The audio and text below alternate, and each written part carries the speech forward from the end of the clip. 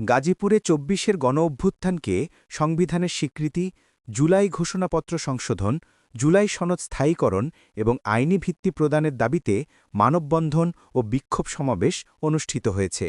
শুক্রবার বিকেল ৪টায় জয়দেবপুর শিববাড়ি মোড় বাসস্ট্যান্ডের জুলাই চত্বরে এ কর্মসূচির আয়োজন করে আহত ও শহীদ জুলাই যোদ্ধা পরিবার। অনুষ্ঠানের প্রধান আয়োজক ছিলেন রফিকুল ইসলাম রায়হান, আর সমাবেশটি পরিচালনা করেন মোহাম্মদ রেদওয়ান ও মোহাম্মদ মিনহাজ হোসেন।